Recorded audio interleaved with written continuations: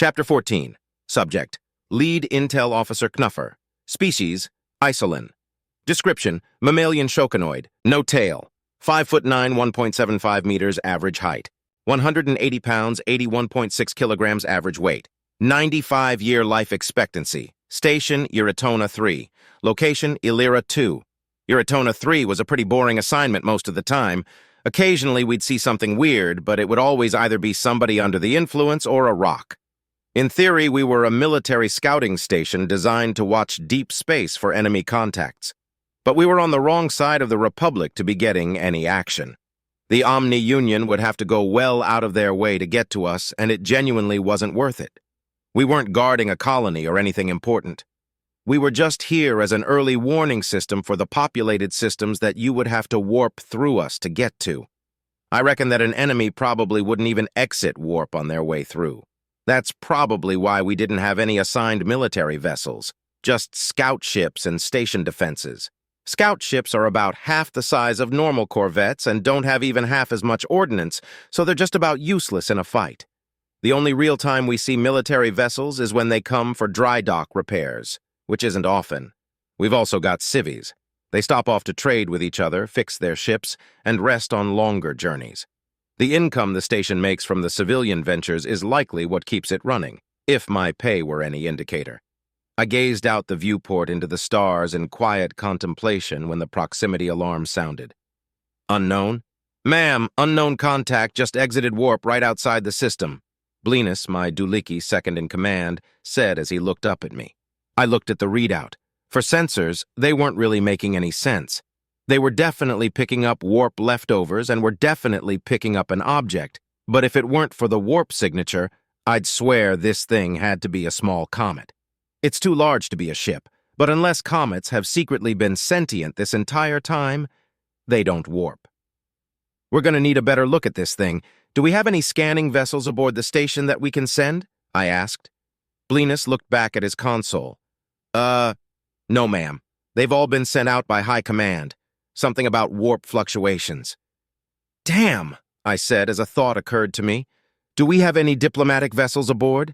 If this is an unknown vessel this large, it's either OU, in which case we're dead, or it's a first contact. Blinus shook his head solemnly. Looks like he already had the same thought. Many of the other species in the Republic would be losing their cool in this situation, but the Isolin and Duliki had something in common. We would much prefer to die in conflict than die in bed. Don't get me wrong, it's not as if all of us feel this way, and it's not as if we all always go looking for fights, but culturally we are geared toward conflict in a way that's rare for other species. We don't have any of the diplomatic ones, but we do have a bunch of civvy ships that can do the job in a pinch, he replied. Might have to give them a good old spit polish, though. Well, that's something. Go ahead and wake up the station master. Yes, ma'am. As he ran off to complete his task, I looked back at the console. What the hell is this thing? Why did it leave warp so far away? Normally that would immediately rule out OU, but I knew better than to think I understood those crafty bastards. Could this be a weaponized comet? Are they dumb enough to throw a big space rock at us?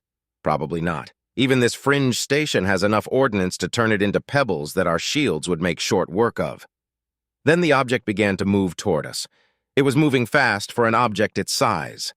I put two of my arms on my head to help me focus, as the other two got to work on our scanners to track the object and hopefully get a better read on it. Intel Lead Knuffer, are you there? The station master's timid voice came over the comm. Station Master Nixt is a Kinran.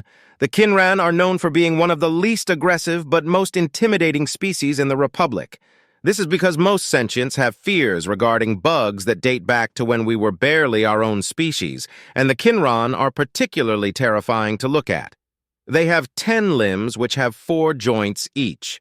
These joints don't function like elbows, though. They function as wrists, very limber wrists at that.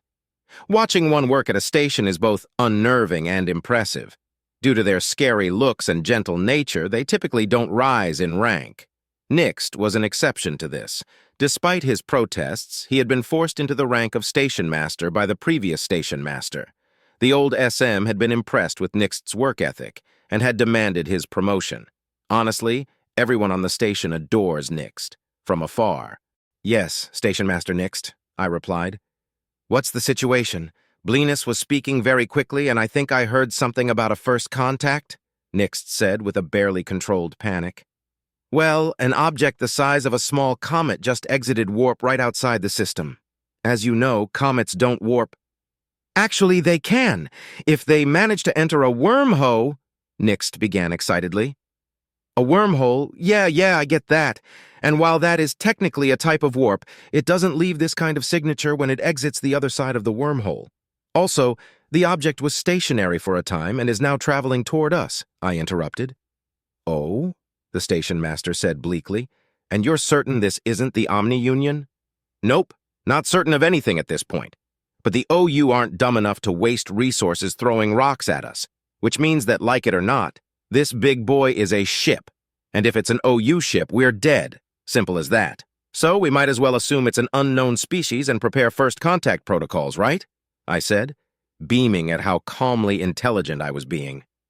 The comm was silent for a time as the station master digested this logic. Poor Nixt. This was supposed to be an easy assignment. I guess there's no such thing. Finally, Nixt said, I can get behind that logic. While I don't cherish the idea of going down without a fight, or going down at all for that matter, I must admit there isn't anything our station can do against a ship the size of a comet. A small comet. But you're right, I said as the proximity alarm sounded again. This time it pinged a... friendly?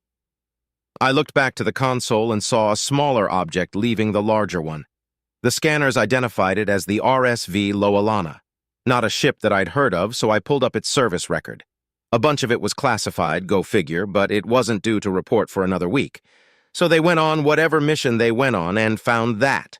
But why were they attached, docked? Can you even dock two ships in warp?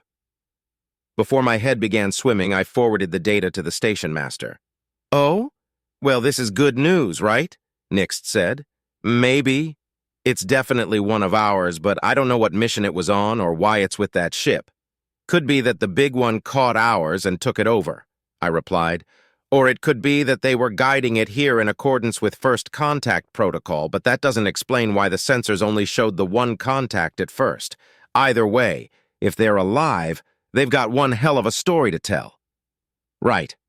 I could tell that I hadn't comforted Nixt at all. Okay. Well, we're still hoping for the best, right? Right. 'Cause otherwise we're dead, I responded. Right. Yeah, so we need to follow FCP. We'll need a diplomatic vessel. All right, I'm sure we can commandeer a civilian shuttle for the task, Nixt said. I'm sending Blenus down to the hangar to get started on that. Understood, I said as I glanced at the readout again. The alien vessel was trailing behind the Loalana, and they were about to enter comms range. What do you want me to do when they enter comms range? I asked. If they hail us, patch it through to me. If they don't, then hail them. Either way, I want to talk to the shiphead, Nixt said, with a mask of authority hiding his obvious nervousness. I was immediately glad I asked, because the RSV Loalana hailed us before I could respond to the station master. This is Shiphead Ulina of the RSV Loalana, hailing the Iratona 3 station. Please come in, Iratona 3. I thumbed the key to answer. RSV Loalana, please halt your course and tell your accompaniment to do the same. We weren't expecting visitors. I'm putting you through to Station Master Nixt. Acknowledge. Acknowledged. As I transferred the hail to the station master, I watched the Loalana slow to a stop.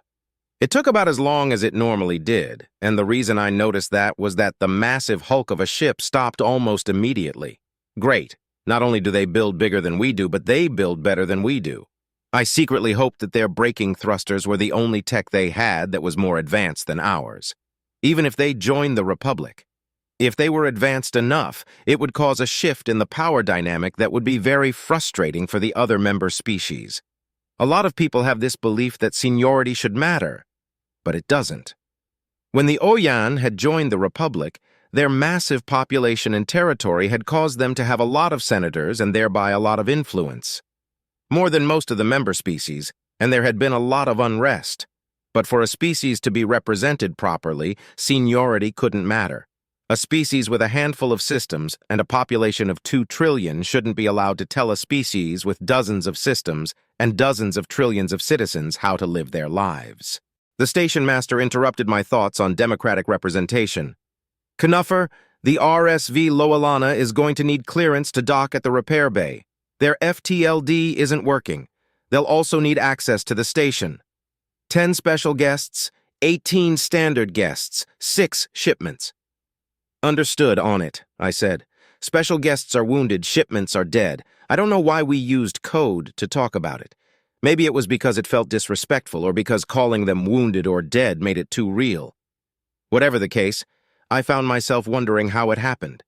Was it the aliens? Also, the alien ship is called the USS Thanatos.